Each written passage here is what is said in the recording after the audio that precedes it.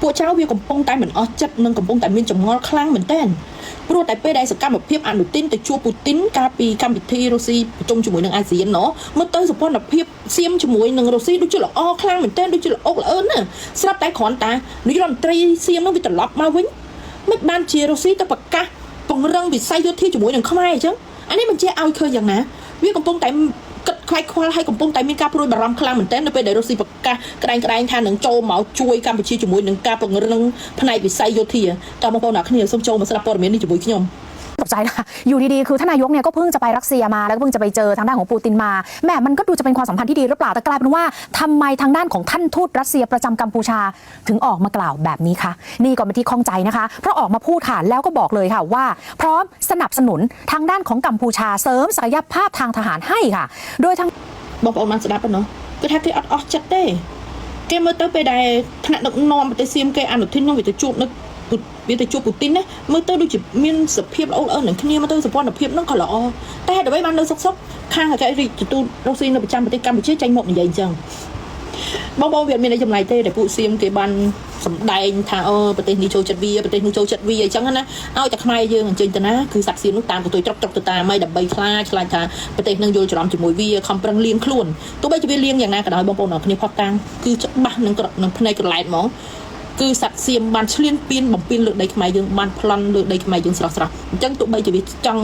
វាថាបង្កើតផុសតាំងខ្លាំងចង់ទៅចាក់រុកគេយ៉ាងម៉េចក៏ដោយក៏គេអត់នៅខាងពួកនៃមានសន្តានចោលពួកវាទេណាទោះបីជាវាចង់បង្កើតឲ្យវាថាចេតនាមួយចង់ឲ្យអន្តរជាតិយល់ច្រឡំថាខ្មែរយើងនេះជាអ្នកឆ្លៀនពៀនទឹកដីវាពីដើមមកវាវាយដណ្ដើមយកទីតាំងរបស់វាពីដើមមកវិញទេវាបានឆ្លៀនពៀនដីខ្មែរយើងយ៉ាងណាក៏ដោយតែការពិតនៅតែជាការពិតពីព្រោះពិភពលោកនេះគេទទួលស្គាល់ផែនទី1លើ2សែនគេមិនដែលទទួលស្គាល់ផែនទី1លើ50000របស់ពួកវាទេអ្វីដែលសាក់សៀមកំពុងតែធ្វើនេះបងប្អូនអរគ្នាគឺវាកំពុងតែរើបំរាស់ខ្សែនឹងកាន់តែចងវាកាន់តែតឹងណាអ្វីដែលយើងអាចត្រៀមបាននៅពេលនេះគឺយើងត្រូវធ្វើយ៉ាងណាព្យាយាមថែរក្សាស្ថានភាពនៅក្នុងប្រទេសជាតិយើងឲ្យល្អណាបងប្អូនមិនថាព័ត៌មានអីទេពួកយើងត្រូវតែគ្រប់គ្រងវាឲ្យល្អបំផុតហ្មង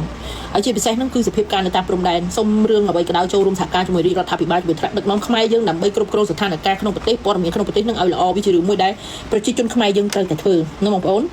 ដោយសារឥឡូវនេះគឺសាក់សៀមព្យាយាមបង្កើតព័ត៌មានព្យាយាមប្រមូលផុសតាំងថាខាងយើងនេះមួយថ្ងៃបង្កបញ្ហាព្យាយាមចង់បង្កើតសង្គ្រាមជាមួយវាអីណាបងប្អូនហើយក្នុងប្រទេសវាផ្សាយរាល់ថ្ងៃតែខ្ញុំព្យាយាមមកផ្សាយដោយសារតែបើយើងយកវាមកផ្សាយបន្តដូចយើងនឹងជួយឃោសនាព័ត៌មាននឹងឲ្យវាអញ្ចឹងខ្ញុំកម្រណារឿងណាដែល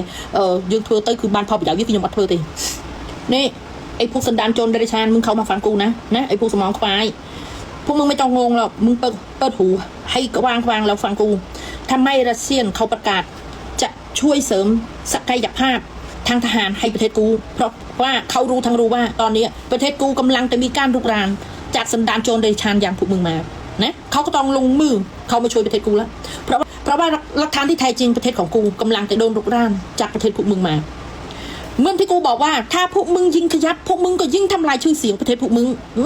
ไม่ใช่ว่าพวกมึงกำลังแต่ก่อสร้างทุกอย่างในดินแดนของกูแล้วพวกมึงจะเอาดินแดนของกูไปได้มันไม่ไงมึงที่พวกมึงคิดหรอกนะพวกมึงยิงทำพวกมึงยิงสร้างหลักฐานให้ประเทศของกูพวกมึงยิงขยับพวกมึงยิงริดตัวเองให้ตายหาตายโหงจะไม่มีที่อยู่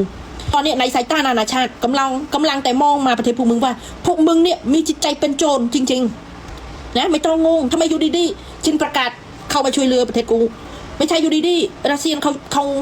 ลงมือมาช่วยประเทศของกูแบบนี้หรอกพวกมึงต้องเอาสมองมาคิดทบทวนให้ดีๆไม่ว่าพวกมึงจะเรียบแผนการจะสร้างหลักฐานปลอมเพื่อจะบิดเบือนความเป็นจริงยังไง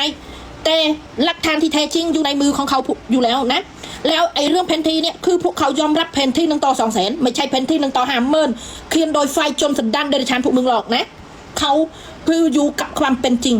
เขาไม่อยู่ข้างสันดานโจรพวกมึงหรอกไม่ต้องเป็นห่วงหลักฐานที่พวกมึงพยายามสร้างมาเองเนี่ยมันยิ่งทำลายชื่อเสียงประเทศพวกมึงนะต้องขยับไปไหนหรอกนะพวกมึงอะตอนนี้ในสายตานานาชาติพวกมึงเป็นชาติโจรสันดานเดรัจฉานเข้าใจไหมอีชาติชั่ว